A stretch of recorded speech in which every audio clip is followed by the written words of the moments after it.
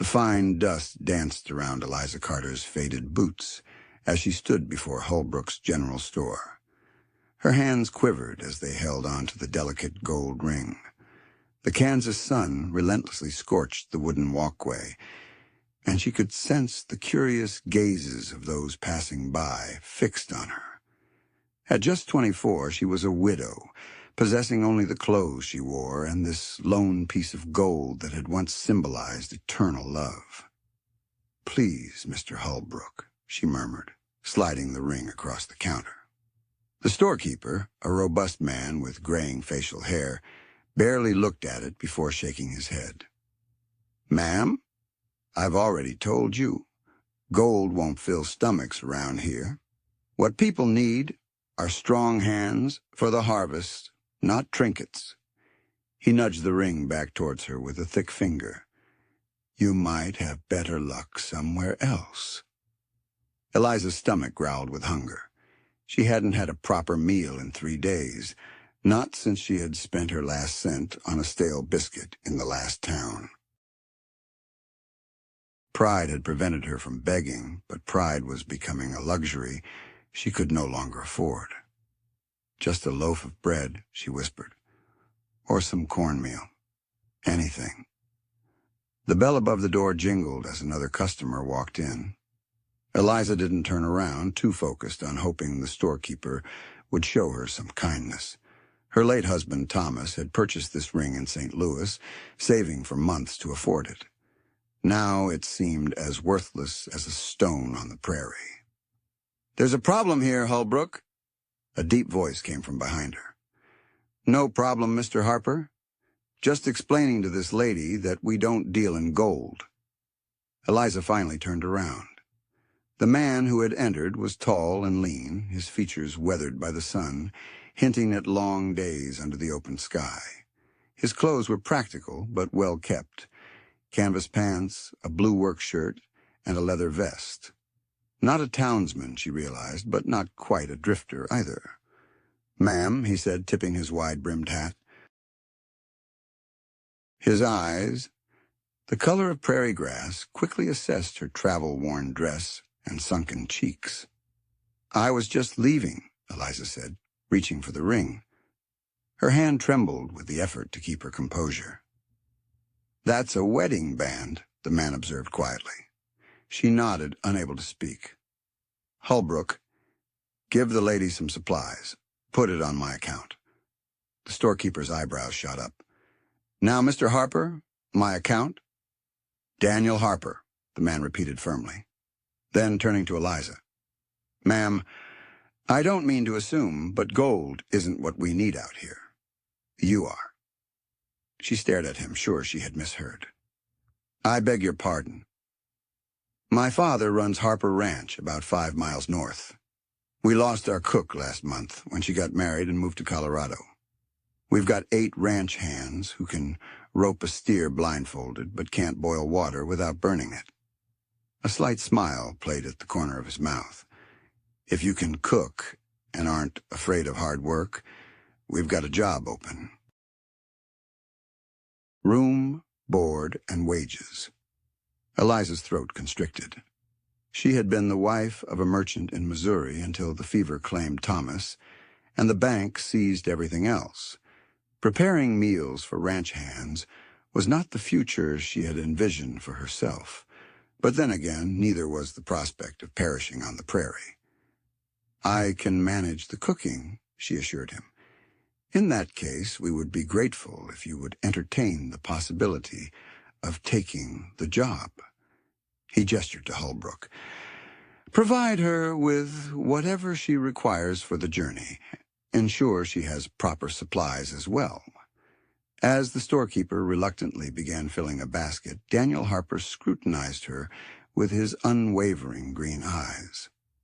"When was the last time you had a proper meal?" Her pride surged momentarily. "That is none of your business, Mr. Harper. It becomes my concern if you are to work for us. We can't have you collapsing into the stew pot." His voice was straightforward, devoid of malice. "There is a boarding house across the street. Mrs. Donnelly serves a decent midday meal. You could eat, rest, and I will return with the wagon in 2 hours. I have not yet accepted your proposal. No, ma'am, you have not, but you are contemplating it. Otherwise, you would have left by now. He placed some coins on the counter. For Mrs. Donnelly, he instructed Holbrook, ensure the lady arrives safely. He turned to depart, then hesitated at the door. Keep your ring, Mrs. Carter. Eliza Carter. Mrs. Carter. Wear it out here. We don't discard our memories. We simply learn to bear them differently. After he departed, Holbrook handed her the basket, now laden with cornmeal, salt pork, dried beans, and even a small pouch of sugar. Daniel Harper is a decent man, he remarked grudgingly. His wages are fair, too. It's honest work they're offering. Eliza nodded, gripping the basket with one hand and the ring with the other. Through the store window, she observed Daniel Harper effortlessly mount his horse. He paused for a moment, gazing back at the store, then tipped his hat and rode off in a cloud of dust. The boarding house was a 2-story clapboard structure that had clearly seen better days. Mrs. Donnelly, a woman with keen eyes and an even keener tongue, appraised Eliza before leading her to a small table near the kitchen. Daniel Harper sent you, didn't he? Good boy. That one. It's a shame about his mother passing last year. The ranch hasn't been the same since a woman's touch was absent. She placed a plate of beef stew and cornbread in front of Eliza. Eat up, dear. You look like a strong breeze would carry you to Nebraska. The meal was modest but abundant, and Eliza had to remind herself to eat slowly. Pride might be a luxury, but dignity was still within her reach. As she ate, she turned the gold band over in her fingers, recalling Thomas's expression when he had placed it on her hand. He had been so proud, so confident in their shared future. There's no harm in forging a new path, Mrs. Donnelly remarked, noticing her distraction. This territory is filled with people starting anew. Some are fleeing from something, others are pursuing something. The fortunate ones find what they seek. 2 hours later, Eliza stood on the boarding house porch, her few belongings in a worn carpet bag, the basket of provisions at her feet. The rumble of wagon wheels signaled Daniel Harper's arrival before she spotted him turning the corner. He managed the team of horses with the same calm skill he'd displayed in the store. Mrs. Carter, he greeted, leaping down to assist her with her belongings. I made a decision to give us a chance. It appears I have no other option, she replied. Mr. Harper, choices are always available. Sometimes one path is simply more favorable than the others. He effortlessly hoisted her carpet bag into the wagon. The ranch is quite a distance away. We should reach it before sunset. As she eased onto the wagon seat, Eliza cast a final glance at the town, at Holbrook's general store, where she'd nearly bartered away her last connection to her past life, at the boarding house, where compassion had been served with beef stew and wisdom, at the dusty street where desperation had pushed her to contemplate the unimaginable. Having second thoughts? Daniel inquired, gathering the reins. None at all, she asserted firmly. No second thoughts. As they departed, the endless prairie lay before them, golden grass undulating like waves in the breeze. The sky was incredibly vast, a blue dome marred only by faint clouds. It was both beautiful and frightening in its desolation. This land demands everything and offers nothing in return, she murmured. Your father won't object to you hiring a complete stranger, Eliza remarked as the town faded behind them. He trusts my judgment. Besides, out here, everyone is a stranger until they're not. He glanced at her. That ring? Your husband? Fever. 6 months ago, she explained. I'm sorry for your loss. They traveled in silence for a time, the only sounds the creak of wagon wheels and the steady rhythm of hooves. Eventually, Daniel spoke again. My mother used to say that the prairie strips away everything gentle from you, but if you're resilient enough, it gives you something in return, a different kind of gentleness, perhaps the kind that comes from endurance. Eliza pondered this as they journeyed toward her uncertain future. She'd lost everything gentle, her comfortable home, her merchant husband, her standing in society. But she was still present, still breathing, still advancing. Perhaps that was a form of strength in itself. The sun began to set as Daniel gestured ahead. There, Harper Ranch, he announced.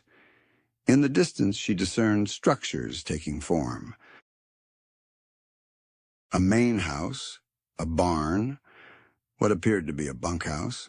Smoke curled from a chimney, and she could discern figures among a herd of cattle.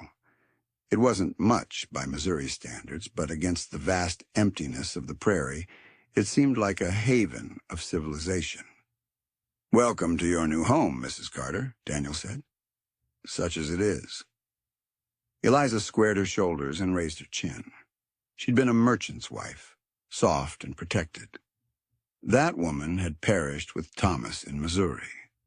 The woman entering Harper Ranch was someone new, someone the prairie was still molding. She grasped her wedding ring one last time, then tucked it into her pocket, not discarding it, not exchanging it for sustenance, but carrying it forward into whatever lay ahead. Daniel Harper had been out here all along. They hadn't traded away their memories. They'd simply learned to bear them differently. The wagon came to a halt in front of the main house just as the sun began to dip below the horizon, casting the prairie in hues of amber and rose. Before Daniel could assist her down, the front door swung open, and a man stepped out. He was older, his hair grayer, but his lean build and steady gaze were unmistakably his son's. Pa, this is Mrs. Carter, Daniel said, lifting Eliza's carpet bag from the wagon. She's agreed to handle the cooking. Jacob Harper's eyes, sharp and discerning, studied her. His face, etched with deep lines by the wind and weather, held no trace of cruelty. Ma'am, he acknowledged, tipping the brim of his hat. Daniel mentioned you've had some tough times. I'm more than willing to work, Mr. Harper, Eliza replied, holding his gaze steadily. That's all that matters now. A faint smile of approval crossed the older man's face. Fair enough. Daniel will show you to your quarters. Supper's at 6 sharp. The men get quite irritable when they're kept waiting. He paused, then added more gently, We're glad to have you, Mrs. Carter. It's been too long since this kitchen saw proper use. The kitchen, Eliza discovered, was both better and worse than she had anticipated. The room itself was spacious, featuring a large cast-iron stove, sturdy work tables, and shelves stocked with provisions. However, a thick layer of dust covered every surface, and the remnants of the ranch hands' cooking attempts were evident in scorched pots and a sink full of unwashed dishes. I know it's quite a mess, Daniel said apologetically, setting her bag down. The boys did their best, but it's fine, Eliza interrupted, already rolling up her sleeves. Though I'll need water heated for cleaning, and someone will have to show me where everything's kept. I'll fetch the water, he offered immediately. Your room is through there. It's small, but it's private. It used to be the pantry before Ma had it converted. The room was indeed small but clean, with a narrow bed, a washstand, and a single window that looked out toward the barn. Eliza placed her few belongings on the bed and returned to face the chaotic kitchen. How many men am I cooking for? 8 hands, plus Pa and me, Daniel replied, already pumping water into buckets. Sometimes more during roundup or when we hire extras. The men eat heartily. They work hard. As he heated water on the stove, Eliza began her assessment. The larder was well stocked with basics: flour, cornmeal, beans, salt, pork, and preserved goods. There was even a root cellar with potatoes and onions. She could work with this. What time do the men rise? First light. They'll want coffee and breakfast by 5, he glanced at her. I know it's a lot to ask. Starting tomorrow, I'll manage. She began sorting through the pots, setting aside those too damaged to save. Mr. Harper, Daniel? Where's the nearest creek for washing? Behind the house, about 50 yards, but we haul water for the kitchen. He paused in his work. Carter raised her eyes from the pot she was scrubbing. You're referring to what I mentioned in town, aren't you? I confirmed. When I stated that gold isn't what we require, you are. I was sincere. This ranch operates on hard work and determination, not on shiny objects. Each of us has our own reasons for being here, our own losses. What truly matters is how we utilize today. Before she could reply, the door burst open, and men started entering, lured by the aroma of hot water and the sight of a woman in the kitchen. They appeared to be a rugged group, weathered, dusty, with ages ranging from a boy who seemed no older than 17 to an older man who could have been 60. Gentlemen, Daniel addressed them sternly, this is Mrs. Carter, our new cook. Show some respect. They shuffled and mumbled greetings, removing their hats in an awkward display of courtesy. The youngest, with blonde hair and freckles, blurted out, Ma'am, does this mean we won't have Hank's beans anymore? Hold on now, protested a burly man with a thick mustache, presumably Hank. My beans aren't that bad. Your beans could chew a horse. Another man chimed in, eliciting a round of laughter. Enough, Jacob Harper's voice interrupted from the doorway. Mrs. Carter has work to do. All of you, clear out and let her do it. Supper's at 6. They left reluctantly, but Eliza noticed the hope in their eyes. As the door closed behind them, she turned to Daniel. Is there coffee available? They'll expect coffee in the morning. I'll show you where everything is, he said. For the next hour, he assisted her in understanding the kitchen's intricacies, where the coffee was kept, how the stove's dampers functioned, and which pots were intended for specific purposes. He was patient and thorough, and she felt herself relaxing a bit. Your mother, she ventured as she seasoned a salvage pot, she taught you about kitchens. I was the youngest, he replied. I spent more time in the house than my brothers. A shadow crossed his face. They're gone now. The war took them. It's just Pa and me running things. The war had taken so many, leaving so many women widowed and so many families shattered. Eliza didn't inquire about which side they were on out here. Survival mattered more than allegiance. By the time the sun had completely set, she had the kitchen in some semblance of order and a simple supper prepared. Beans, properly seasoned this time, cornbread, and fried salt pork. It wasn't elaborate, but it was hot and abundant. The men filed in promptly at 6, taking their seats at the long table with an eagerness that would have been amusing if it weren't so genuine. Jacob took the head of the table, Daniel sat to his right, and Eliza served quickly and efficiently. The first bite was met with absolute silence.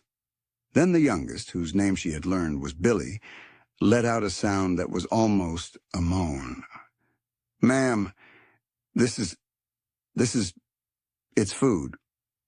Billy, she said crisply, eat it while it's hot. But she saw the looks exchanged, the way they ate with renewed hunger, cleaning their plates and looking hopefully for more. She had made extra, anticipating hungry men, and watched with satisfaction as the serving platters emptied. Jacob Harper spoke as he helped clear the table. "Carter, that was a delicious meal.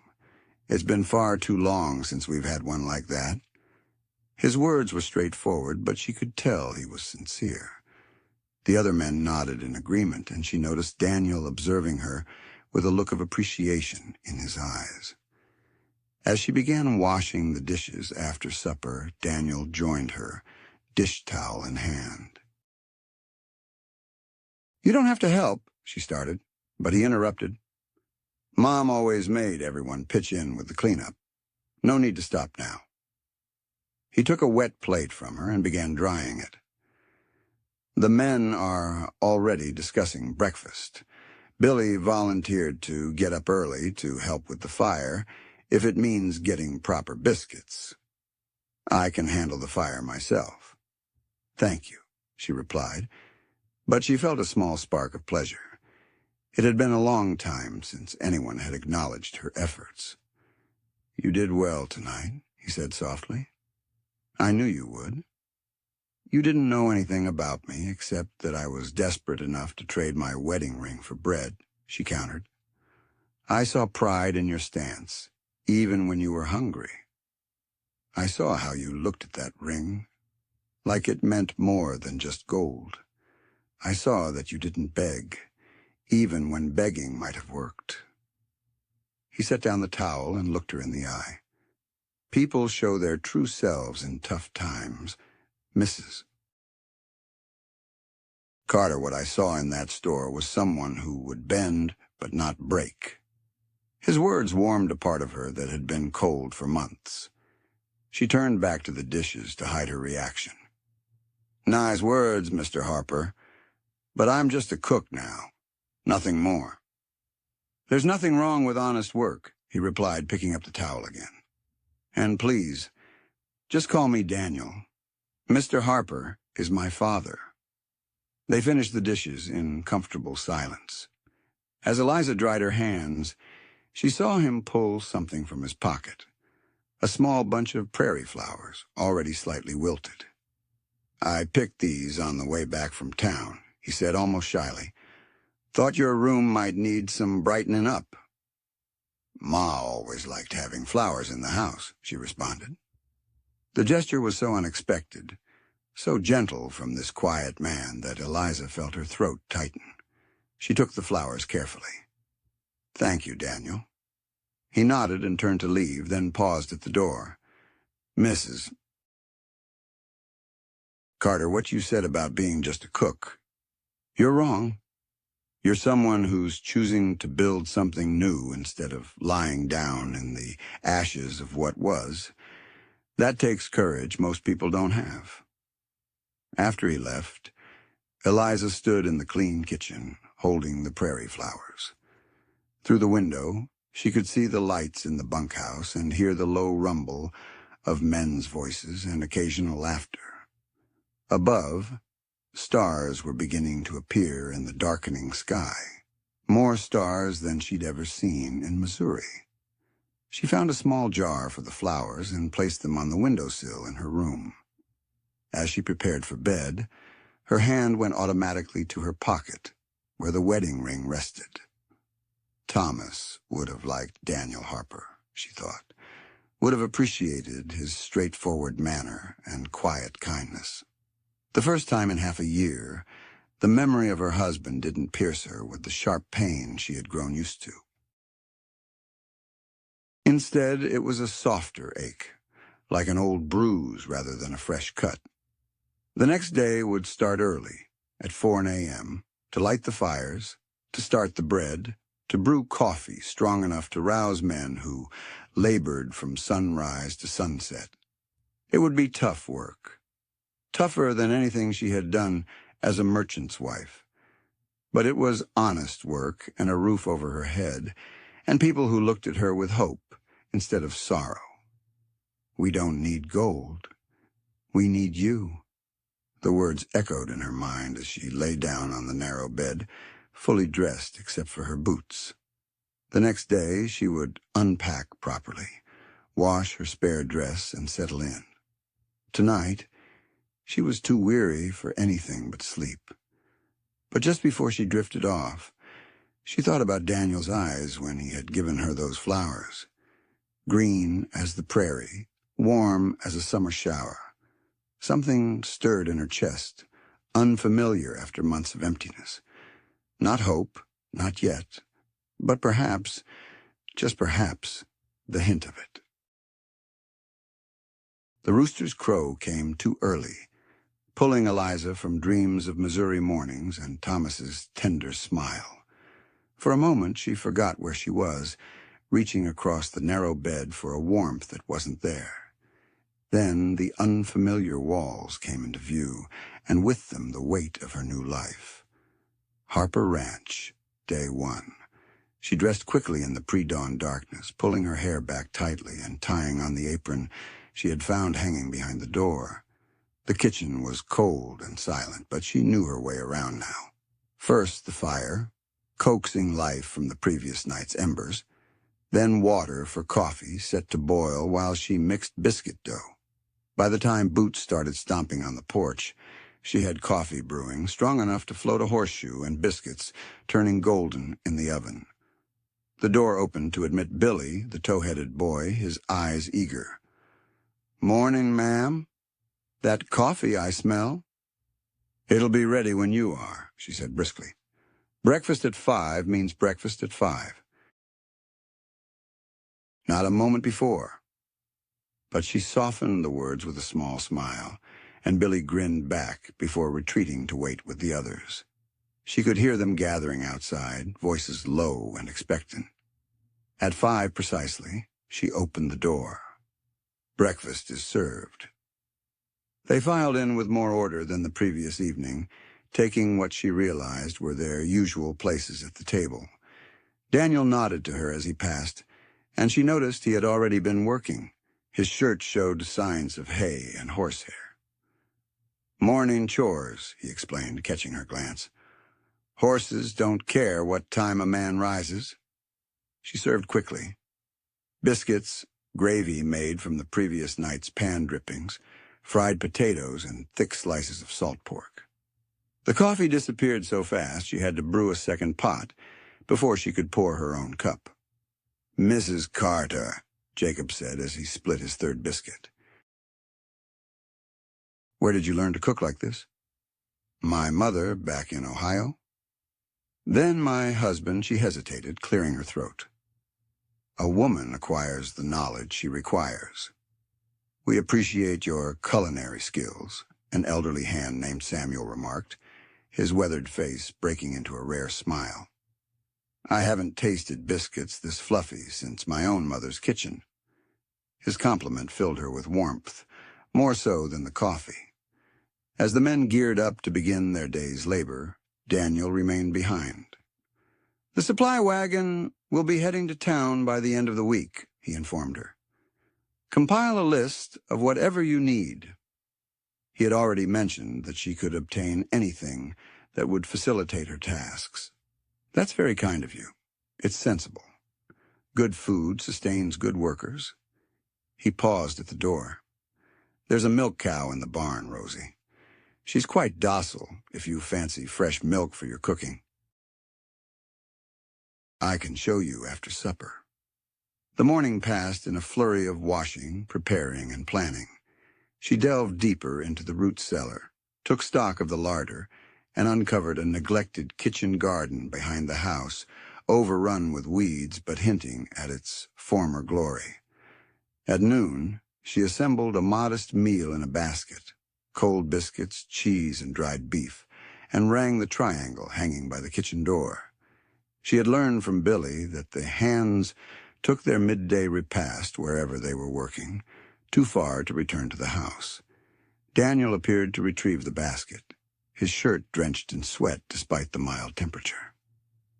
"They're grateful," he stated simply. "Hank usually just tosses hardtack in a sack." "Hardtack?" she echoed, horrified. No wonder they were so delighted with simple beans. His laughter was rusty, as if it was seldom used. Ma'am, you could serve them sawdust and they'd be thankful, as long as it wasn't Hank's cooking. She found herself smiling in response. I'll strive for something better than sawdust. The afternoon brought unexpected visitors.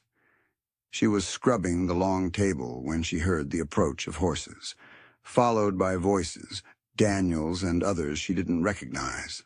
Through the window, she spotted 3 riders, their mounts dusty from a hard journey. The kitchen door opened, and Daniel entered with 2 men. The third, she noticed, stayed outside with the horses. The visitors were rugged, trail-weary, with the hardened gazes of men who had witnessed too much. Mrs. Carter, these gentlemen are seeking employment, Daniel announced. I thought they should know we have a proper cook now. Turning to the men, he added, Mrs. Carter manages this kitchen. Her word is law here. The taller of the 2, a man with a scar through his left eyebrow, appraised her with a look that made her spine stiffen. Ma'am, he said, tipping his hat. Name's Wade. This here's Collins. Something about them set her on edge, but she nodded politely. Gentlemen, we'll join the hands for meals if Mr. Harper decides to hire you, Wade continued, his eyes never leaving her face. It's been a long time since we had home cooking. The hands eat at 6, she replied evenly. Those who work, eat. Wade's smile didn't reach his eyes. Very well. Once they had departed, Eliza noticed her hands were shaking ever so slightly. She grasped the table's edge, irritated by her own response. She was accustomed to dealing with all sorts of men in Thomas's store, some even rougher than these, but there was something about Wade's assessing gaze that had reminded her of her isolation. A solitary woman amidst strangers. A gentle tap on the door broke her train of thought. Daniel stood in the doorway, worry lines etched on his forehead. Are you all right? I'm fine, she replied automatically, then confessed, They unsettled me. He entered, shutting the door behind him. Listen to your gut. I'm not entirely sure about them either, but we need the extra help. The roundup is approaching. He scrutinized her face. I'll ensure they understand the rules. If anyone troubles you, they're out. The protective tone in his voice calmed her. Thank you. It's not necessary. He paused, running a hand through his hair. Ma would have my hide if I didn't keep an eye on you. What I mean is, you're under our roof. That counts for something. Before she could reply, he was gone, back to the never-ending tasks of the ranch. But his words stayed with her. Another tiny warmth against the chill that had resided in her chest for months. Dinner that evening included the 3 newcomers. Wade and Collins ate with gratitude, but they kept stealing glances around, sizing up everything. The third man, introduced as Doyle, barely uttered a word. The regular hands seemed cautious around them, the conversation more forced than usual. Only Billy kept up his usual chatter, recounting the day's work with such enthusiasm that even fence mending sounded thrilling. Then the wire snapped back and struck Sam right in the billy. Samuel intervened firmly, glancing at Eliza. Watch your language. The boy's face turned bright red. Sorry, ma'am. After dinner, as promised, Daniel led her to the barn and introduced her to the milk cow. Rosie was a docile, brown and white creature who regarded Eliza with mild interest. She's gentle, Daniel assured her, demonstrating the correct way to approach. Ma used to say milking was thinking time. Peaceful. Eliza cautiously stroked Rosie's warm side. The cow simply swished her tail, unperturbed. Your mother sounds like she was a wise woman. She was, he replied, his voice carrying a hint of old sorrow, carefully controlled. This whole place, it's different without her. Pa tries, but there are things a woman notices that men don't, like, he gestured vaguely, beauty, comfort. She'd put flowers on the table, curtains in the windows, made it feel like more than just a place to sleep between chores. Eliza thought of the prairie flowers wilting on her windowsill. Is that why you picked those flowers yesterday? A faint blush touched his weathered cheeks. Maybe. It seemed like something she'd want me to do. They stood quietly in the barn's peaceful dimness, the only sounds Rosie's occasional movements and the settling of hay. It was comfortable, this silence without the sharp edges of loneliness. I should head back, Eliza finally said. Early morning comes quickly. I'll walk you. The journey to the house was brief, yet she made no objection. The night sky was ablaze with stars. The prairie breeze carried the aroma of grass and the promise of rain from afar. At the kitchen entrance, Daniel halted. Mrs. Carter. Eliza. Her name rolled off his tongue differently, deliberate and measured. We're pleased you're here. We all are. She gazed up at him. This reserved man who had offered her employment instead of sympathy, respect instead of handouts. I'm starting to feel the same way. His face lit up with a genuine smile, altering his stern features. Excellent. That's good to hear. Once he departed, Eliza remained in her kitchen. Her kitchen, now hers. She felt a sensation she hadn't anticipated. Not quite belonging, not yet, but the potential for it, sprouting like seeds in fertile soil. She reflected on Thomas, on the life they had envisioned, the children they would never have. That future was gone, interred with him in the Missouri earth. But standing in this kitchen, with flour beneath her nails and the lingering warmth of Daniel's smile, she considered that perhaps, just perhaps, a different future awaited her. Not a substitute for what was lost, but something new, something unanticipated, something that could thrive in the prairie soil if given the chance. The next day would bring more meals, more labor, the consistent beat of sustaining life in this rugged land. But tonight, for the first time in months, that didn't feel like mere endurance. It felt like the start of something entirely new. The subsequent weeks settled into a routine as reliable as a heartbeat. Eliza awoke before dawn, her hands growing accustomed to the old stove's quirks, the perfect moment for biscuit dough, the ideal coffee strength to invigorate weary cowboys. The work was grueling, more demanding than anything she had done in Missouri. Yet there was fulfillment in seeing empty plates return to her kitchen, in hearing the men's gratitude. Her body grew stronger, her cheeks filled out, and the tremor in her hands vanished. The sun darkened her skin despite her bonnet, and calluses formed where soft, pampered hands had once been. But with each passing day, the specter of her former self diminished, replaced by someone she was still getting to know. It was a Tuesday afternoon, the prairie glistening under the late spring sun. When she heard the uproar, she was kneading bread, flour coating her arms. When Billy burst in, "Mrs. Carter, hurry! Daniel's horse threw him." The dough was abandoned. She rushed after Billy toward the corral. A group of men surrounded a figure on the ground. Her heart pounded as she shoved through them. Daniel sat leaning against the fence, his face pale beneath the tan, clutching his left arm to his chest. Relief washed over her. He was awake, speaking. "Just a tussle with a young colt," he said through clenched teeth. Nothing broken, but she could see the odd angle of his shoulder, the lines of pain etched around his mouth. She instinctively dropped to her knees beside him, her touch soft as she assessed the damage. She quickly determined it was dislocated. Her father, before alcohol took him, had been a physician. She knew more about the human body and its frailties than most women,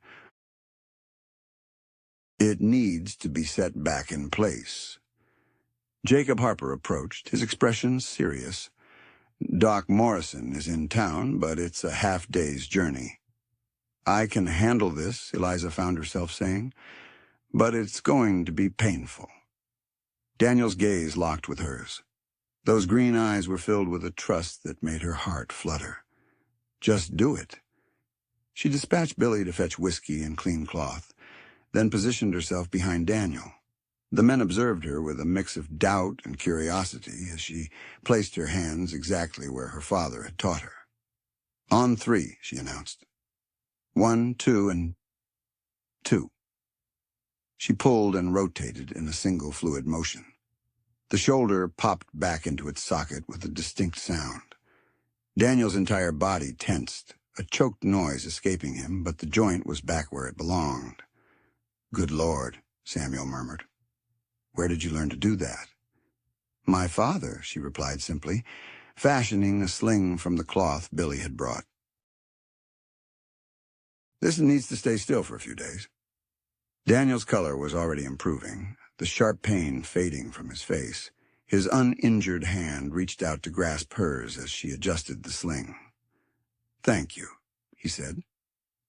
The touch was brief, but it sent a wave of warmth up her arm. She rose swiftly, brushing the dust from her skirt. You should rest, Billy. Help him to the house. But Daniel was insistent on walking unaided, his stubborn pride evident in every cautious step. Eliza trailed behind, ignoring the knowing glances some of the men exchanged. That evening, she carried supper to Daniel's room, the first time she had ventured beyond the kitchen and her own small quarters. The room was simple but tidy, with a narrow bed, a washstand, and a shelf of well-loved books. He was propped up against pillows, struggling to eat with one hand. Allow me, she said, taking the plate from him. I'm not an invalid, he protested. No, you're a stubborn fool who will aggravate that shoulder trying to prove a point.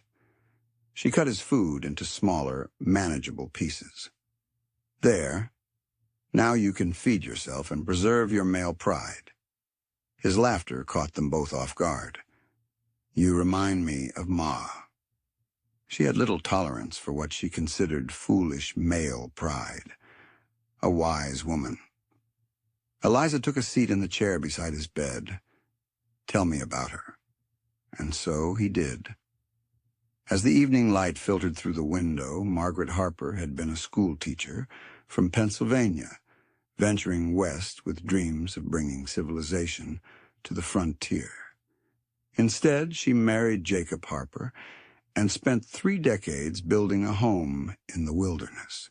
She insisted on proper meals even during the roundup.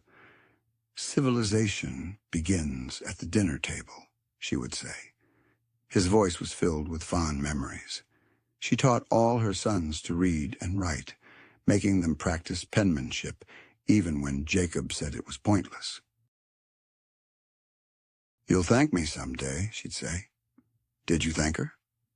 Every day. The warmth in his voice faded slightly. I wish I had told her more while she was still here to hear it. They sat in silence as the shadows grew longer. Eliza couldn't help but examine his features in the gentle glow. The creases around his eyes from years under the sun, the strong line of his jaw, the way his hair cascaded across his forehead. He possessed a rugged handsomeness, the kind that came from a life spent outdoors. There was nothing refined or artificial about it. You're gazing at me, he remarked softly. A rush of warmth spread across her cheeks.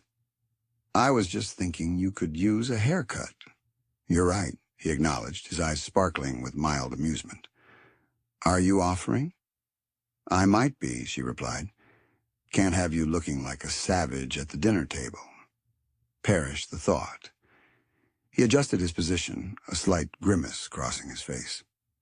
Eliza, may I ask you something? I ask. She nodded, her heart rate picking up at the serious tone. Your late husband, do you miss him? The question hung in the air between them. She took a moment to consider her response. I miss the person we were together, the life we created, the future we envisioned. She paused, seeking the truth within herself. But the raw pain of it, that's diminishing. Sometimes I feel guilty about that. My mother used to say grief was like a prairie fire. It consumes everything initially, but then new life emerges from the ashes. It doesn't mean the past didn't matter. It just means life goes on. Your mother seems like she had a lot of insight. She had her moments, he replied with a faint smile. Pa called it Irish stubbornness. Eliza found herself smiling in return. And did you inherit this Irish stubbornness? Why do you think I attempted to ride that spirited colt? She laughed then, a genuine and unguarded sound, and saw something change in his expression. His uninjured hand moved toward hers on the armrest, hesitating just before making contact. Eliza, he said softly, I'm Mrs. Carter? Billy's voice from downstairs interrupted the moment. Sorry to intrude, but Collins is inquiring about second helpings, and Hank said to tell you. I'll be right there, she called back, rising swiftly. You should rest. I'll send Billy up with anything else you need. She retreated before he could respond, her heart racing, her skin flushed, finding solace in the familiarity of her kitchen. She pressed her palms against the cool surface of the table, attempting to calm herself. This was treacherous ground.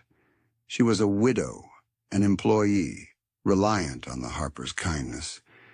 And Daniel was a good man who deserved more than a woman still wearing her deceased husband's ring.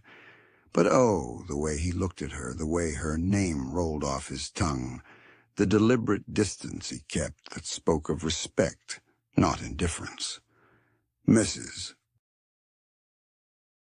Carter? Billy appeared in the doorway. Is everything all right? Fine, she said briskly, turning to the stove. Tell Collins he can have seconds if he splits tomorrow's firewood. The boy grinned. Yes, ma'am. That'll serve him right. The following days passed with Daniel confined to light duties, much to his evident frustration, but his shoulder healed well, and by the end of the week he was back in the saddle. Though Eliza noticed he favored his right side. It was a Sunday afternoon when things changed again. The ranch hands had the day off, most having gone to town, and Jacob was visiting a neighboring ranch. Eliza was busy cultivating the kitchen garden she had gradually been restoring when she detected the rhythm of approaching hoofbeats. Daniel emerged, guiding two prepared horses. I figured you might enjoy exploring more of the ranch, he suggested. Eliza glanced down at her apron, now smeared with dirt. I'm hardly dressed for a ride, she remarked. You look fine, he insisted. Come on, Eliza. The chores can wait. There was an urgency in his voice, not quite a plea, but close enough that she began to untie her apron. It had been years since she had last ridden a horse back in Missouri, but her body remembered as he assisted her onto the gentle mare. They rode in comfortable silence initially, the vast prairies stretching out before them. Daniel pointed out various landmarks.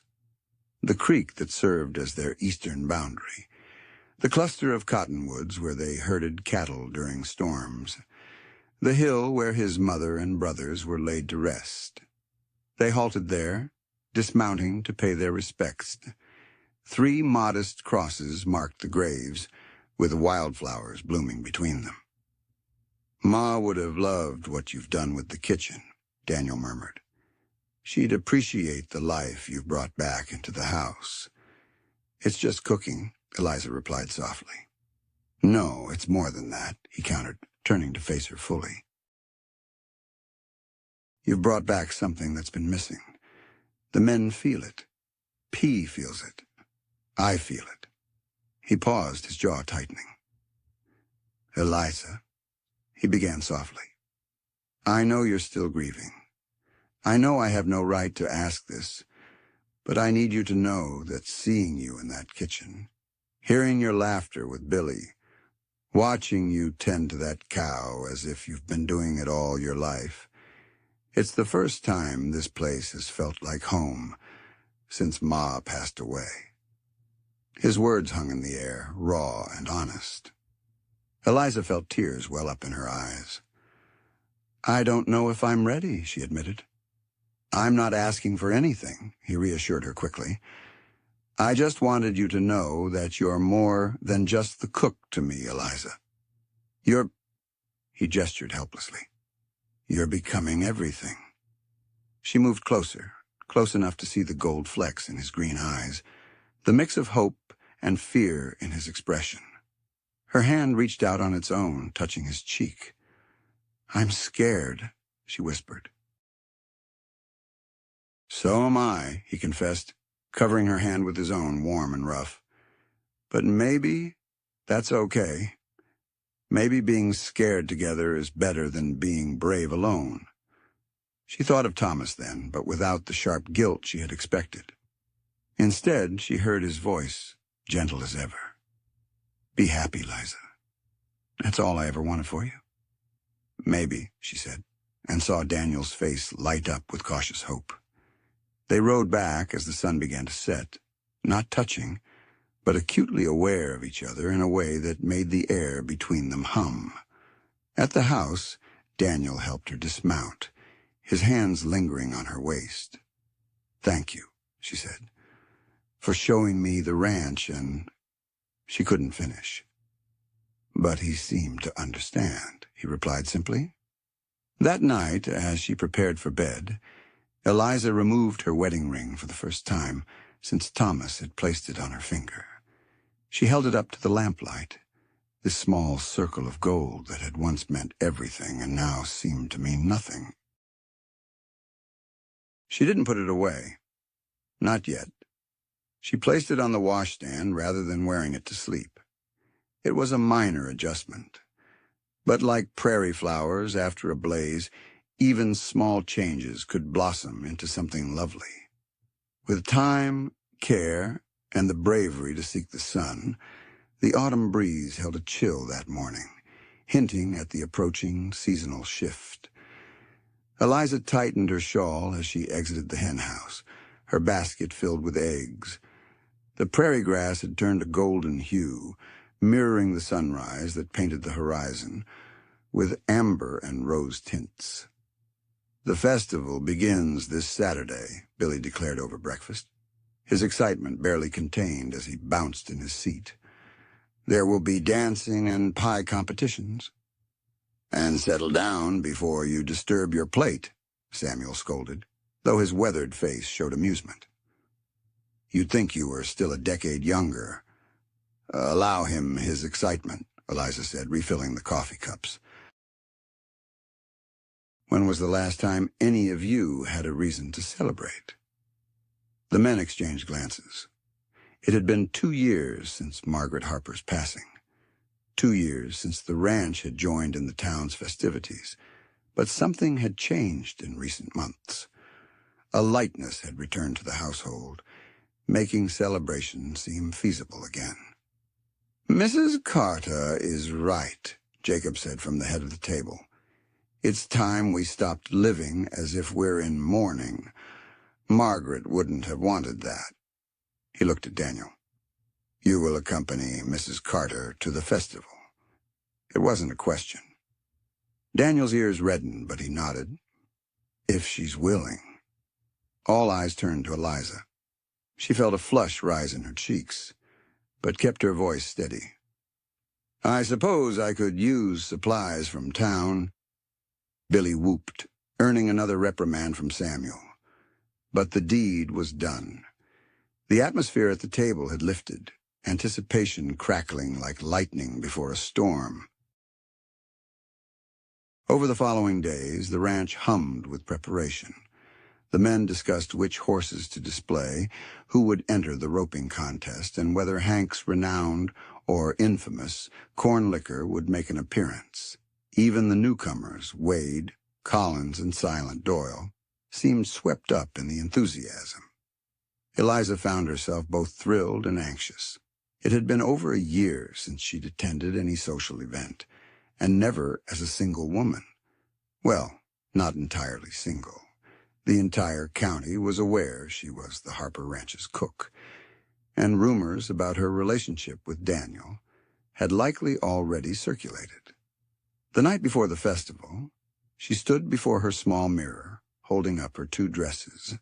Both were practical wool, suitable for a merchant's widow in mourning. Neither seemed appropriate for a harvest festival, for dancing, or for the way Daniel looked at her when he thought she wasn't noticing. A gentle knock interrupted her thoughts. "Come in." To her surprise, it was Jacob Harper who entered, carrying a box. "This belonged to Margaret," he said gruffly. "It's been sitting in a trunk, unused. She'd want it worn." Inside was a dress of deep blue cotton adorned with tiny flowers. Beneath the gift lay a pair of delicate kid gloves and ribbons for her hair. "Mr. Harper, I truly can't accept this," Eliza protested.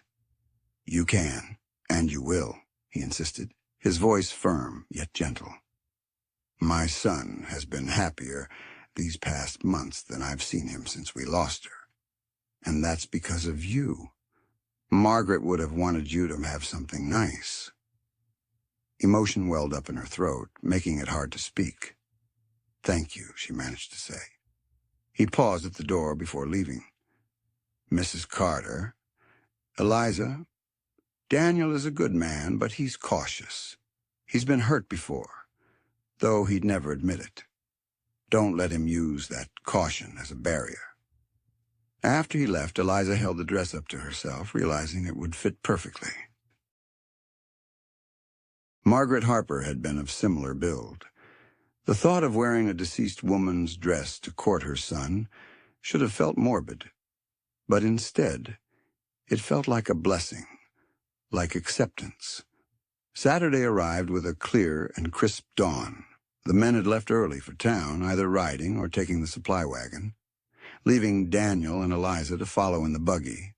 She had risen even earlier than usual to prepare food for the communal meal: 2 pies, a batch of her famous biscuits, and a jar of preserves from the wild plums she had found growing near the creek.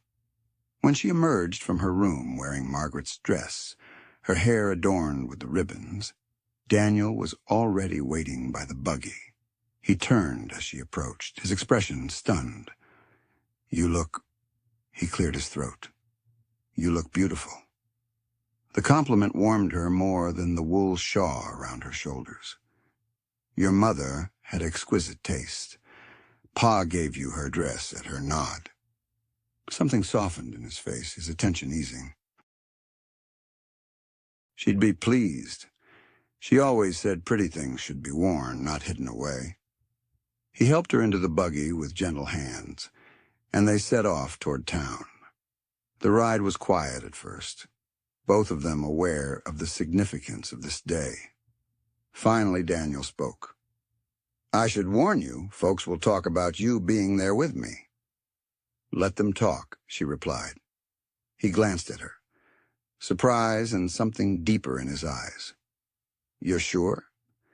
She thought about it, about propriety and reputation and the gossip of small towns. Then she thought about waking each morning with purpose, about Billy's enthusiasm and Samuel's quiet approval, about the way Daniel's smile made her feel alive again. "I'm sure." The town was transformed for the festival. Lanterns hung from every available surface, though they wouldn't be lit until evening. Tables groaned under the weight of the communal feast preparations. The sound of fiddle music drifted from the cleared area that would serve as a dance floor. Children ran between the adults' legs, their laughter as bright as birdsong. Eliza felt the weight of eyes as they arrived, heard the whispers behind hands. The widow Carter, with the Harper boy. That's her, the one who traded her ring for bread. But there were smiles, too, nods of greeting, And when Mrs. Donnelly from the boarding house spotted her, the elderly woman bustled over with genuine warmth. "You do look absolutely radiant, my dear. And the aroma of those pies is simply intoxicating. You simply must share your secret for that perfect crust." She leaned in, her voice dropping to a conspiratorial whisper. "Pay no attention to the gossips. Many of them would gladly swap places with you if given the chance." The day was a flurry of events. Eliza ended up judging the pie competition, tactfully awarding the top prize to the minister's wife, observing the men's roping contests, where Daniel secured second place, narrowly defeated by a competitor from the Double Bar Ranch, and meeting what seemed like half the county's residents. As the sun started to set, the lanterns were lit, and the dancing commenced. Eliza stood at the outskirts of the crowd, watching as couples twirled to the lively tunes of the fiddle. She had once enjoyed dancing, back when Thomas was still alive, back when the future seemed so clear. "May I have the honor of this dance?" Daniel stood before her, his hand extended. He had shed his work jacket, and his white shirt gleamed in the lantern light. She paused only briefly before placing her hand in his. The initial touch was electrifying, sending a wave of warmth up her arm. He guided her onto the dance floor as the fiddle shifted to a slower waltz. His hand was firm on her waist, maintaining a respectful distance, yet she was keenly aware of every point where their bodies met. "I should confess," he began as they started to move, "I'm not much of a dancer. You're doing wonderfully." And he moved with the same quiet assurance he brought to everything. "Where did you learn to dance?" she asked, recalling her mother's words. A man who couldn't dance was only half a man. His thumb brushed against her palm, perhaps unintentionally. "I haven't had much opportunity to practice recently." They moved in sync as the music swelled, and Eliza felt herself easing into the rhythm. Other couples danced around them, but they might as well have been alone for all she noticed. Daniel's gaze never left her face, and what she saw there made her heart skip a beat. "Eliza," he murmured softly, "there's something I need to tell you." Her heart pounded in her chest. "Yes?" He spun her gently, buying himself a moment.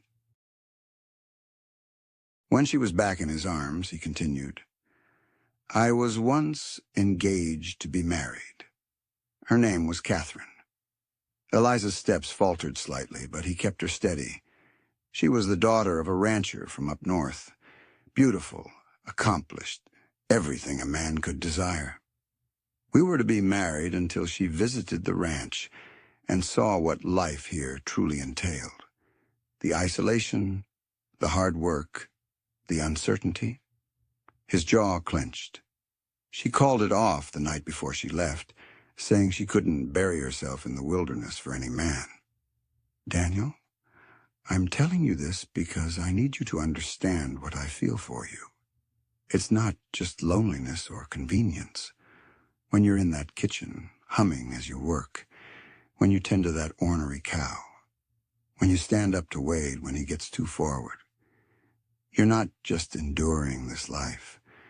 You're flourishing in it. You're making it better." His voice lowered. "You're making me better." The melody had faded, yet they remained motionless, unaware of the dancers circling around them. Eliza gently raised her hand, brushing his cheek, just as she had done by his mother's graveside. "I am not Catherine," she murmured softly. "No, you're not," he replied, his hand covering hers. "You are Eliza, and that is enough." A nearby throat cleared, interrupting the moment. Billy stood there, grinning broadly. "They're starting another dance," he announced.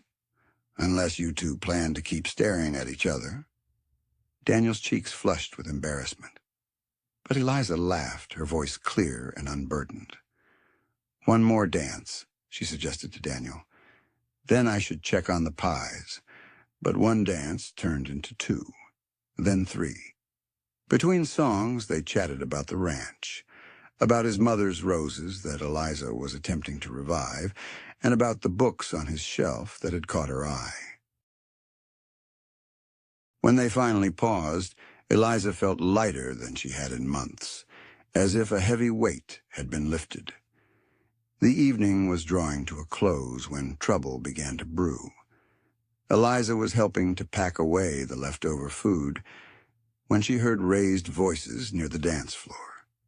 Wade and Collins were confronting some hands from another ranch, their unsteady postures betraying their whiskey-fueled bravado. "You were cheating," Wade accused, his hand hovering near his hip. Daniel materialized seemingly out of nowhere, positioning himself between the two groups. "Is there a problem here?" he asked calmly. "No problem," Wade slurred, but his eyes held a malicious glint. "Just explaining to these boys how things work around here."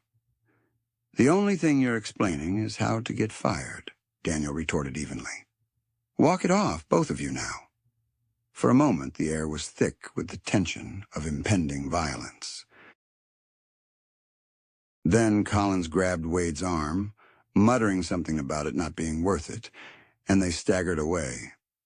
Daniel watched them go, his body tense. "Trouble?" Eliza asked softly, appearing at his side. "Maybe P hired them," he murmured, but he shook his head. "I'll talk to him. Tonight is not for worrying." He was right. As they loaded the buggy for the journey home, Eliza felt a sense of contentment she had thought she'd never experience again. The festival had reminded her of the joy, community, and sweet promise that life could hold. The ride home was quiet, but it was a comfortable silence between two people who had said all that needed to be said. Upon reaching the ranch, Daniel assisted her down from the buggy, his hands lingering on her waist. "Thank you," she said, "for the dancing, for telling me about Catherine, for everything." "Eliza," he whispered, her name a soft prayer on his lips. "May I?" he asked. "Yes," she breathed. He kissed her then, gently and carefully, as if she might shatter or vanish. She leaned into him, her hands finding his shoulders, and felt something inside her that had been frozen begin to melt. When they parted, both were breathless. He rested his forehead against hers. "I'll court you properly," he vowed. "Whatever you need, however long it takes." "Just be yourself," she replied. "That's all I need." Later, in her room, Eliza unpinned her hair and carefully folded Margaret's dress, placing it on the washstand. Her wedding ring glinted in the lamplight. She lifted it, cradling it for a long while, then slid open the tiny compartment, and nestled it inside, neither tossed aside nor forgotten, but carefully stored. She braced herself for whatever lay ahead. The initial hint of strife surfaced 3 days post-festival. Eliza was airing clothes when she spotted figures in the distance. Not the typical deliberate motion of ranch duties, but the languid circling of scavengers stalking their quarry. She squinted, making out 5, perhaps 6 horses traversing their eastern perimeter. That night, Daniel's face was somber as he entered the kitchen.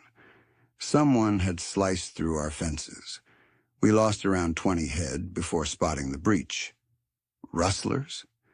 Jacob inquired from his seat at the table. "Possibly. Or someone aiming to make us believe so."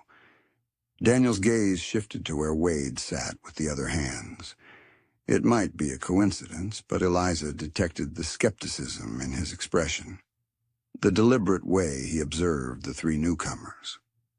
Wade noticed the scrutiny and offered a slow, mocking smile before resuming his meal. The atmosphere grew tense over the ensuing days, like storm clouds gathering on the prairie. More severed fences, a watering hole tainted with a deceased coyote, minor annoyances that kept the men riding longer shifts. Tempers flared. Everyone kept a wary eye over their shoulders. "It's Clayton Mason," Samuel murmured one evening. Voice hushed. The regular hands had congregated in the kitchen after the others had departed. A makeshift war council. Has to be. He's had his eye on Harperland for years. "Can't prove it," Daniel replied, frustration clear. "And we can't combat shadows." Eliza poured coffee, listening to the men's debate. Clayton Mason owned the Double Bar Ranch to the north, a operation 3 times the size of theirs, fueled by greed and intimidation. She'd heard the tales. Mercenaries, dubious fires, smaller ranchers forced out or bought out for a pittance. "Perhaps that's his goal," she said softly. "To keep you occupied with minor issues while he plots something more significant." The men regarded her with astonishment. She seldom spoke during these deliberations. Daniel leaned in. "What do you imply?" "In my late husband's store, we had a rival who employed similar tactics. Petty thefts, damaged merchandise, rumors spread. While we were preoccupied fixing small issues, he was working to purchase our mortgage from the bank." She met Daniel's eyes. "What does Mason truly desire?" "The entire valley," Jacob stated grimly. "Always has.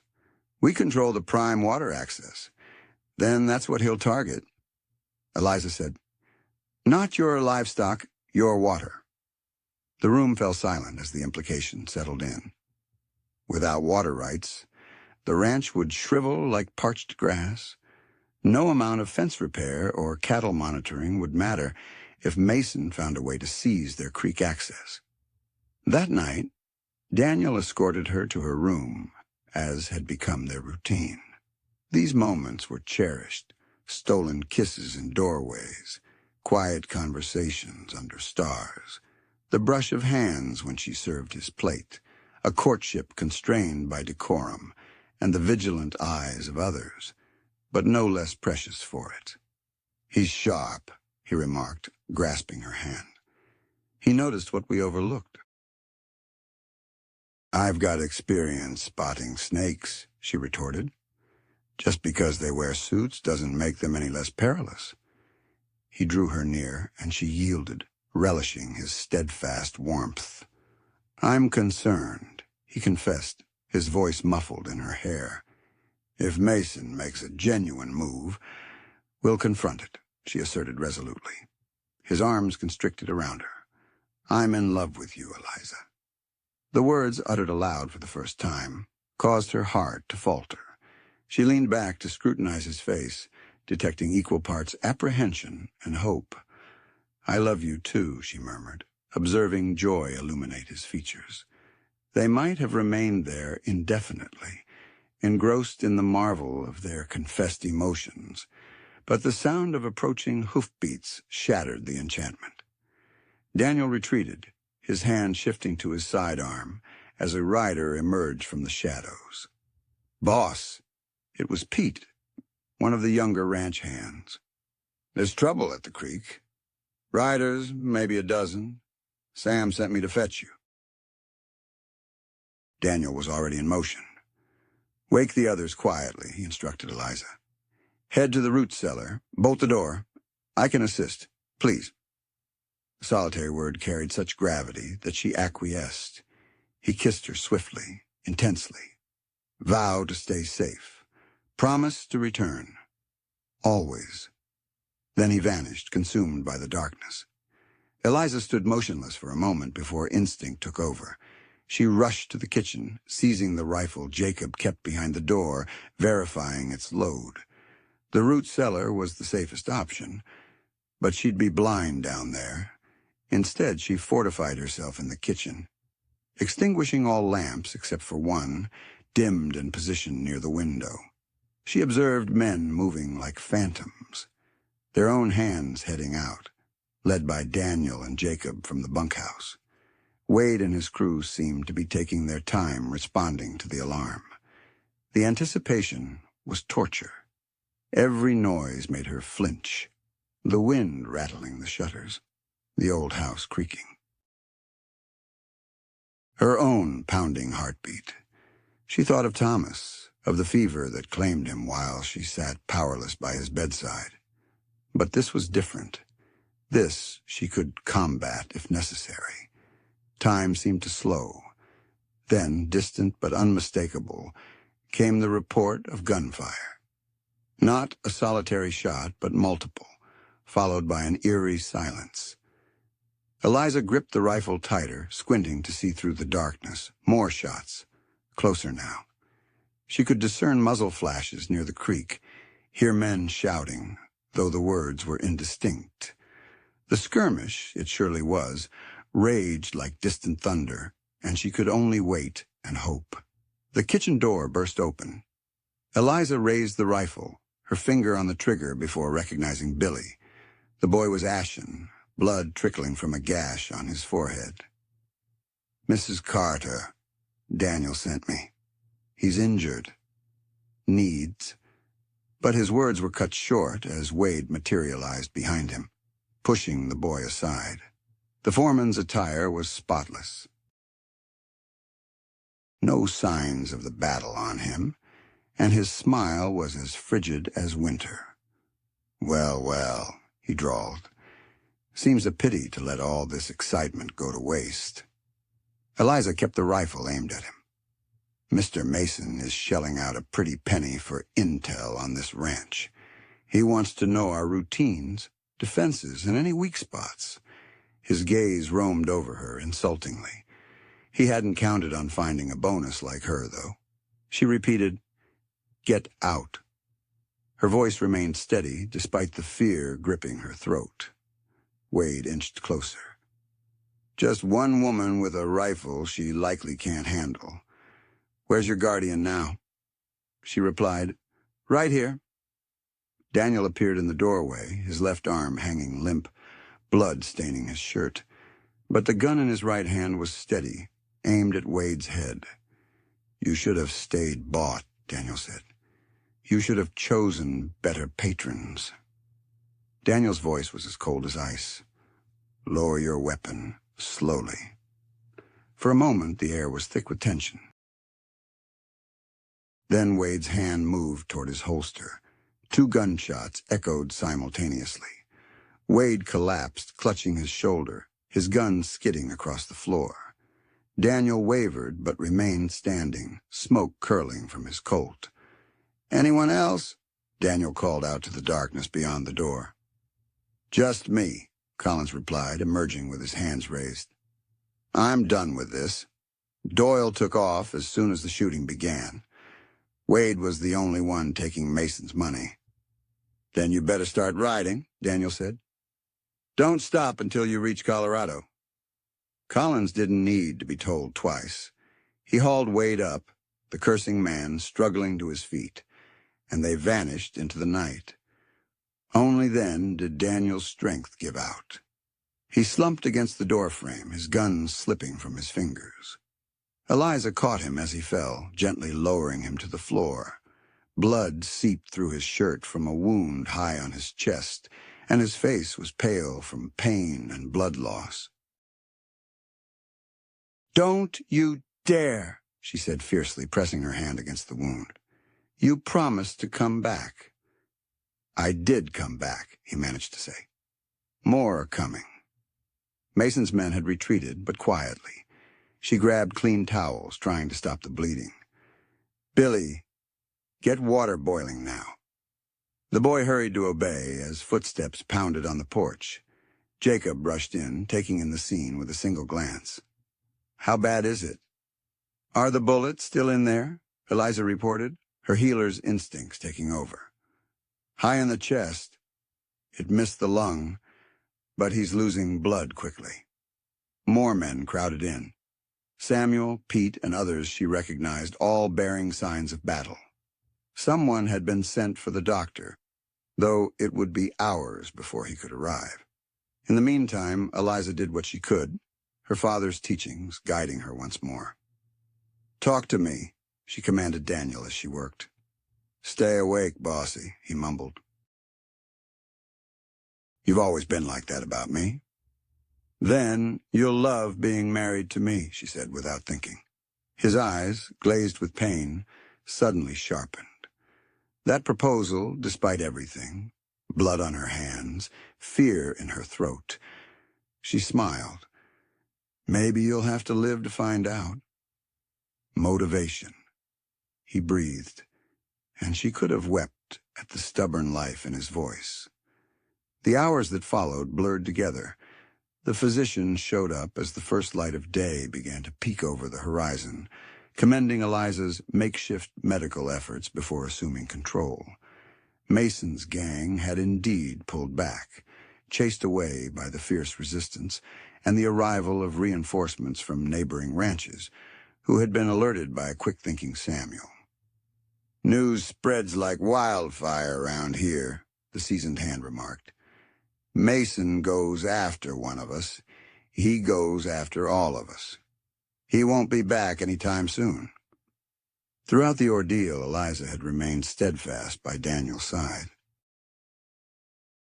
Once the bullet was removed and the wound tended to, when the fever spiked and then subsided, and when he finally opened his eyes and spoke her name, she was there, steadfast as ever. "She never left," he murmured weakly. "Don't you have a kitchen to manage?" "The kitchen can wait," she replied, gently brushing his hair back. "Did you mean it about getting married? Who proposed to whom?" But his gaze was serious. "Eliza, if you'll have a worn-out rancher with a knack for heroics, I suppose someone has to keep you from getting yourself into trouble." She leaned down, pressing a soft, sweet kiss on his lips. "Yes, Daniel Harper. Yes, to everything." Outside she could hear the ranch coming to life, men calling to each other, cattle lowing, and the endless wind sweeping across the grass. Harper Ranch had endured another test, would face more in the future, but sitting beside Daniel, his hand warm in hers, Eliza felt no fear. They'd confront the darkness and emerge victorious. Whatever challenges lay ahead, they'd face them together, with courage and a love that was stronger than any adversity. The frontier demanded everything, but sometimes, if you were resilient, fortunate, and stubborn enough, it gave back more than it took. The assault began at dawn, 2 weeks after Daniel had recovered from his illness. Eliza woke to the thunder of hoofbeats and the crack of rifles. She had been sleeping lightly lately, with the Colt revolver Daniel had given her within easy reach on the nightstand. Mason's men. Billy's voice echoed from the yard, warning of their approach from the north. Eliza dressed swiftly, her fingers steady despite her racing heart. Through her window she could see riders streaming across the prairie. Not the dozen from before, but twice that number. Mason had hired more guns, determined to seize the ranch once and for all. She grabbed the rifle and ammunition, heading for the kitchen where the windows offered the best view of the approaching threat. Daniel was already there, shirtless, his chest still bandaged, but his eyes filled with determination. "I told you to stay in your room," he said without looking at her, checking the load on his Winchester. "And I told you I'm not the type to hide." She took her position at the opposite window. "How many?" 20, maybe more," he replied, his jaw tightening. "I've got men positioned at the barn and the bunkhouse. This is different. Last time, Mason was testing our defenses. This time, it's war." As if to emphasize his words, a bullet shattered the window beside them, raining glass across the floor. Eliza ducked below the sill, her heart pounding, then carefully rose to return fire. Her shot went wide, but it forced the advancing riders to change course. Daniel inquired, "Where did the merchant's wife acquire her shooting skills?" His curiosity was piqued, despite the dire situation. "My father was adamant about it," she replied. "He believed a woman on her own should be capable of defending herself." She loaded another round, a skill she had never anticipated using in this manner. The battle had truly begun. Gunshots echoed from various points as Mason's hired guns attempted to encircle the ranch buildings. The defenders retaliated fiercely, utilizing their familiarity with the terrain to their advantage. However, they were outnumbered, and Eliza noticed riders maneuvering to outflank their positions. "The barn," Daniel murmured, his eyes fixed on the movement through his sights. "They're targeting the barn where the horses are kept. Without our mounts, the ranch will be incapacitated." Daniel began to move, but Eliza grabbed his arm. "You're injured," she stated. "I'll handle this." "I'm quicker, and they won't anticipate it." She was already gathering extra ammunition. "Provide cover for me." Before he could object further, she was out the back door, darting low across the open ground. Bullets whizzed overhead like enraged hornets, but Daniel's covering fire kept the attackers' heads down. She reached the barn's side door, slipping inside to find Samuel and two other hands huddled behind hay bales. "Mrs. Carter, what are we defending?" Samuel asked, his voice grim. Through the barn's wide doors, she could see riders assembling for a charge. "If they rush us, we'll never hold out," Samuel said, his weathered face serious. "No, we won't," she agreed. An idea struck her, a desperate, perilous one. But it might be their only chance. The horses. If we stampede them out just as Mason's men charge. Comprehension flickered in Samuel's eyes. "It might work," he said. "It might also get us all killed. But it's better than dying for sure." She moved toward the stalls where the horses paced nervously, sensing the turmoil outside. "On my signal," she instructed. They worked swiftly, opening stall doors and positioning themselves behind the gaps in the barn walls. Eliza watched the riders form up. She recognized the man leading them, Clayton Mason himself, present to witness his triumph. Arrogant idiot. "Now!" she shouted. They fired into the air and slapped the horses' rumps, sending the frightened animals charging through the open doors. 20 panicked horses collided with 20 charging riders. The impact was pandemonium. Men shouted, horses screamed, and dust billowed up, obscuring everything. Amidst the chaos, the defenders selected their targets carefully. Eliza saw Mason's horse rear, throwing him to the ground. Another rider fell, then another. The charge disintegrated. Riders retreated from the turmoil. "The house," Samuel pointed out, his focus shifting from the barn. They had left the main house vulnerable. Smoke was already rising from one corner where someone had tossed a torch. Eliza sprinted again, heedless of her own safety, driven only by the need to protect the home she had come to love. She burst through the kitchen door to find Daniel battling the flames with the water buckets, his bandages soaked with fresh blood from reopened wounds.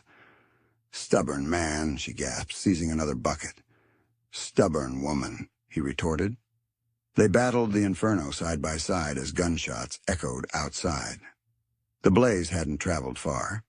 The torch had ignited the porch more than the house itself, but the kitchen was thick with smoke, making it hard to breathe. A figure emerged in the doorway.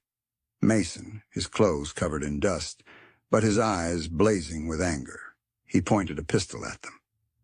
"You should have accepted my offer when I made it." "Harper," he growled at Daniel. "Now I'll take everything, including your woman." "The only thing you'll take is a bullet," Daniel replied calmly. Though Eliza noticed his gun was across the room, out of reach, Mason sneered. "From whom?" "You're defenseless, boy." He's not alone. Jacob Harper stood behind Mason, his old Sharps rifle pressed against the land grabber's back. "Drop it, Clayton. It's over." For a moment, no one moved. Then Mason's face contorted with fury, and he began to turn, bringing his gun around. 3 shots echoed almost simultaneously. Mason jerked, spun, and collapsed. Eliza lowered her smoking Colt, her hand shaking slightly. She'd shot him in the shoulder just as Jacob's bullet hit him in the leg. Daniel's thrown knife was embedded in his gun hand. "Nice shooting," Daniel said softly. "All of us." Outside, the gunfire was subsiding. Without Mason to lead them, his hired guns were retreating, chased by arriving neighbors who'd seen the smoke and come to assist. The siege was over. "It's finished," Jacob said, looking down at Mason, writhing on the floor.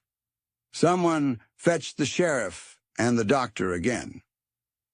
The aftermath was a whirlwind of activity. The sheriff arrived to arrest Mason and the remaining of his men. The doctor treated the wounds. Daniel's reopened stitches, burns on Eliza's hands from the fire, and various injuries among the defenders. The neighboring ranchers who'd come to help were fed and thanked. Bonds of mutual aid were strengthened. As the sun set, Eliza stood on the porch assessing the damage. Bullet holes marred the walls. Windows were shattered. The corner where the fire had started was blackened, but the ranch stood. They'd prevailed. "We'll need to rebuild," Daniel said, joining her. His arm was in a sling again, his face pale but resolute. "We will," she agreed. Then the full impact hit her.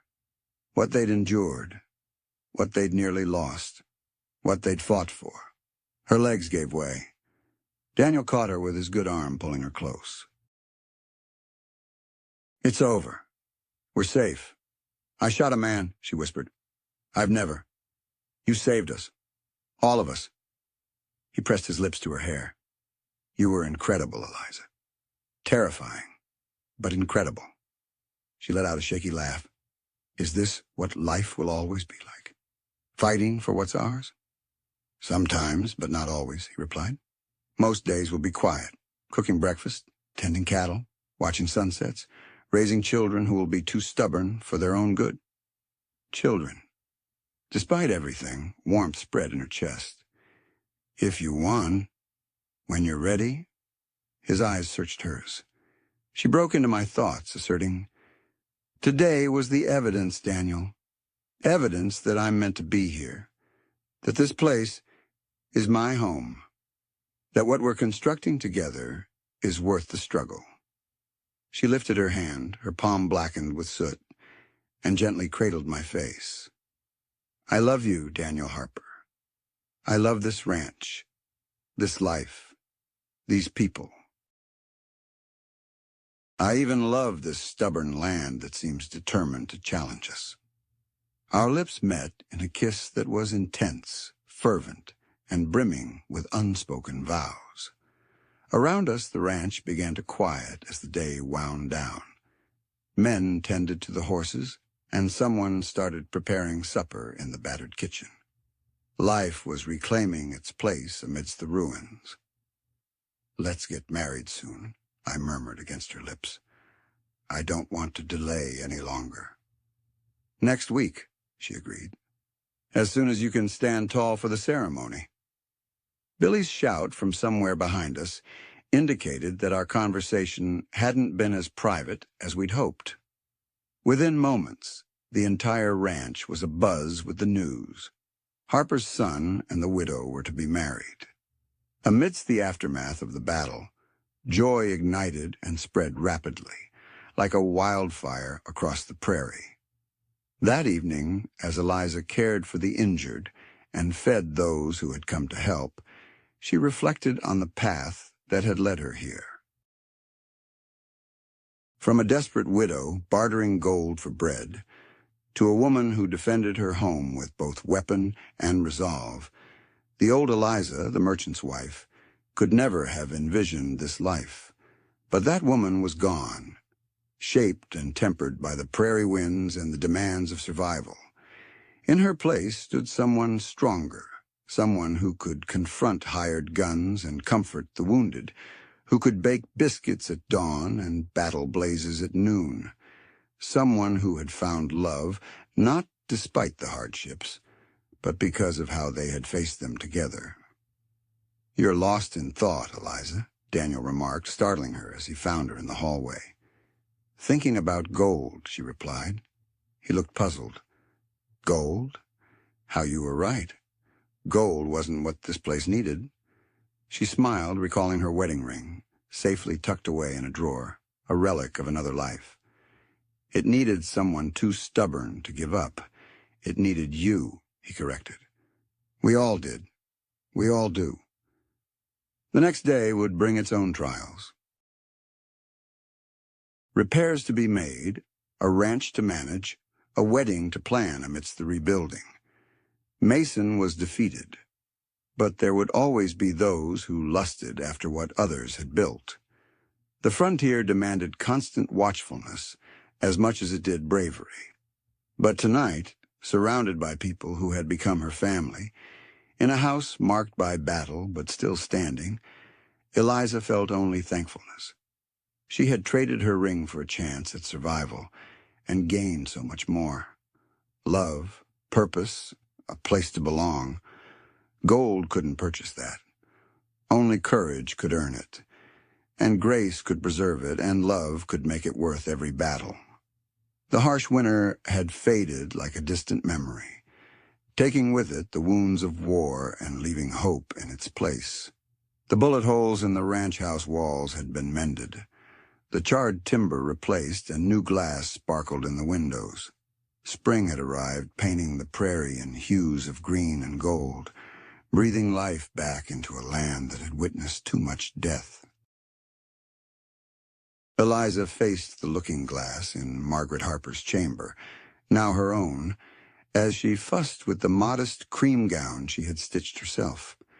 It was unassuming by Missouri's standards, but the intricate embroidery at the collar and cuffs revealed the countless hours she had spent by lamplight, transforming plain fabric into something exquisite. Around her neck, she wore a simple gold locket, a wedding present from Daniel, which held a sprig of prairie grass from the hill where his mother was laid to rest. "You look radiant," a voice chimed from the doorway. Mrs. Donnelly hurried in, her slight figure adorned in her finest Sunday attire. "Like a prairie rose, dear," she cooed. "I feel as though I might swoon," Eliza confessed, her hand pressed to her stomach where butterflies fluttered. "Every bride feels that way," the older woman reassured her, her eyes sparkling. "Even I did 40 years ago, though I suspect your young man is feeling even worse. Last I saw, he was prowling the parlor like a caged beast." Through the window, Eliza could observe the festivities unfolding in the yard. Tables borrowed from neighbors sagged under the weight of the feast. Her kitchen had been a hub of activity for days, with the ranch women lending a hand. Wildflowers adorned every surface, and ribbons were strung between the posts, creating a joyful canopy. It seemed half the county had gathered, drawn to witness a moment of joy after the gloom of recent months. A rap at the door broke her thoughts. "Enter," she called. Jacob Harper stepped in, looking uneasy but dignified in his best suit. He held a small wooden box in his hands. "This belonged to Margaret," he said gruffly. "Her mother's before her, all the way from Ireland." He opened the box to reveal a delicate hair comb adorned with tiny pearls. "She would have wanted you to wear it today," he said. Tears welled in Eliza's eyes as he gently placed the comb in her upswept hair. "Thank you," she whispered. "No, thank you," he replied, his weathered face serious. "You brought my boy back to life. You've brought this whole ranch back to life. Margaret would have loved you." He offered his arm. "Now let's not keep that boy waiting any longer. He's likely worn a path in the floorboards by now." The journey from the house to the yard felt both endless and fleeting. Then the makeshift aisle stretched out before her, and at its end stood Daniel, tall and upright, despite his still healing wounds. His expression, a mix of joy, wonder, and love, made her forget the crowd, her nerves, everything but him. Billy stood as the best man, attempting to look solemn, but his grin was too wide to manage it. Samuel had cleaned up remarkably well and stood with the other hands, all of them scrubbed and dressed in their Sunday best. Even Rosie, the milk cow, had been adorned with ribbons, grazing peacefully nearby as if blessing the occasion. The minister, fetched from town, kept the ceremony simple, as requested, and asked if anyone objected. A meadowlark sang from a fence post, making everyone chuckle. Daniel's hands remained calm and warm as he slid a simple gold band onto her finger, unlike the ornate ring she had worn before, but as steadfast and genuine as the man who gave it. "I now declare you husband and wife," the minister announced. "You may kiss the bride." Daniel didn't hesitate. He drew her close, kissing her with such passion that it elicited cheers from the cowboys and soft disapproval from the church ladies. When they finally broke apart, both breathless and laughing, the celebration burst into full swing around them. The rest of the day was a whirlwind of happiness. There was dancing to lively fiddle tunes, with Daniel proving his skills as he spun her around the makeshift dance floor. There were toasts ranging from heartfelt to painfully honest, especially after Hank's corn liquor made its predictable appearance. Food was plentiful, with Eliza's cooking complemented by dishes from every ranch wife in the valley. As the sun started to dip below the horizon, casting the sky in hues of rose and gold, Daniel led her away from the festivities. They ascended the small hill behind the house, to the spot where wild prairie roses bloomed around 3 modest crosses. "I wanted to bring you here," Daniel murmured, "to properly introduce you." Eliza understood. She knelt by Margaret Harper's grave, placing her bouquet of wildflowers against the marker. "I'll look after them," she vowed softly. "Your husband, your son, this land you loved. I'll care for it all as you would have wished." The wind rustled through the grass, and for a moment Eliza could have sworn she felt a sense of approval in its touch. Daniel helped her stand, pulling her back against his chest as they watched the sun paint the prairie in fiery colors. "Any regrets?" he asked. She thought of the desperate woman who had stood in Holbrook's store all those months ago, ready to barter her last belonging for bread. That woman could never have envisioned this. Standing on her own land, married to a man who saw her strength rather than her desperation, surrounded by people who had become her family. "None," she said resolutely. "Though I do wonder what might have happened if you hadn't been in that store that day." His arms tightened around her. "I would have found you somehow. Some things are destined to be." Eliza Harper. The name felt right on his lips, right in her heart. Not a replacement for who she had been, but an evolution. The merchant's widow had become a rancher's wife, but more than that, she had become herself.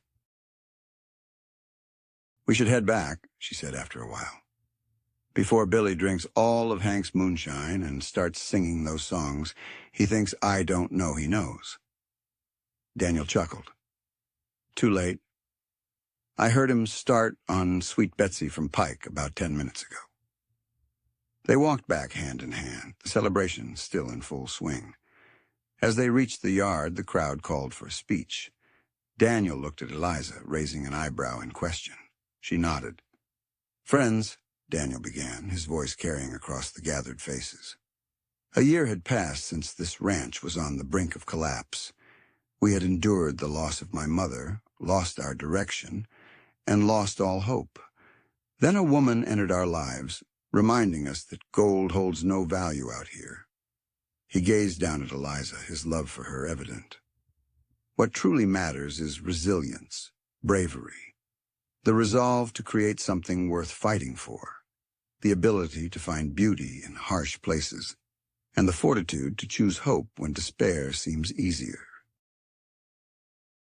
"What truly matters," Eliza chimed in, her voice steady and firm. "It's finding people who will stand by you when storms hit, who will show you that home isn't about where you came from, but where you choose to plant your roots and grow." The joyous cheers that erupted could likely be heard in the neighboring county. As the festivities continued with renewed energy, Eliza found herself swept up in one dance after another, one conversation after another. Yet amidst the joyous chaos, her eyes kept returning to Daniel, a steady presence. Much later, when the last of the guests had either left or settled down in the barn, and the ranch had fallen into a serene quiet, Daniel and Eliza stood alone in their kitchen. Their kitchen, in their home. "Happy?" he asked, pulling her close. "Happier than I ever imagined possible," she confessed.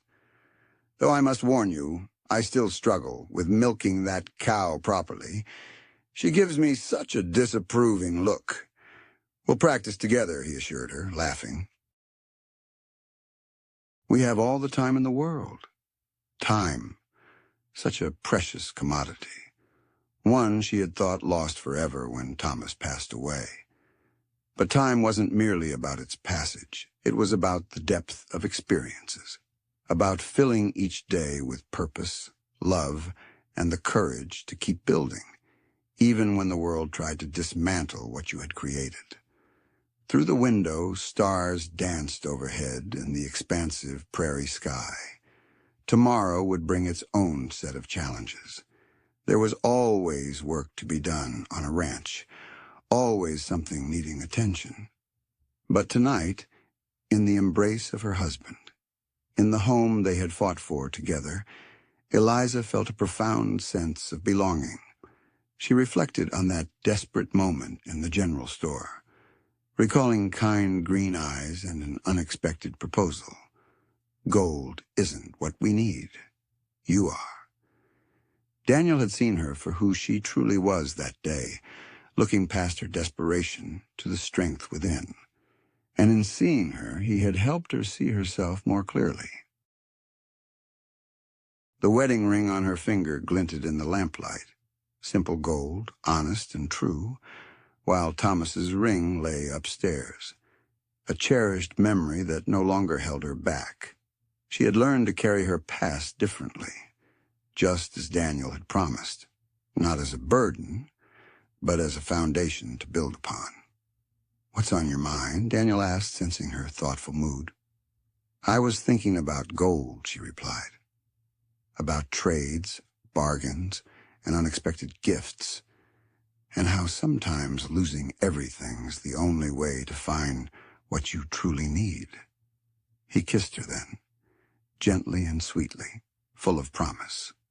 When they finally ascended the stairs to commence their shared life, Eliza halted at the top to gaze back at the kitchen, her domain, her refuge, the core of the home where she had rediscovered herself. Come morning, she would be back at that stove before the sun rose, preparing coffee robust enough to rouse cowboys and baking biscuits so light they would secure Billy's enduring affection. She would cultivate her garden, contend with Rosie the cow, and gradually, methodically, contribute to transforming this ranch into something even more robust than it had been. But for tonight, she was merely Eliza Harper, a prairie wife, stepping into her future with a clear vision and an open heart, prepared for whatever trials or joys awaited her. The frontier had challenged her and deemed her capable. Now it was time to embrace the life she had struggled to secure. And what a life it would be. If this story touched you, give it a like and tell us in the comments. What would you have done if you were in their shoes? Subscribe to Frontier Stories and join us as we continue to tell stories of hope, resilience, and the beautiful, messy truth of Wild West.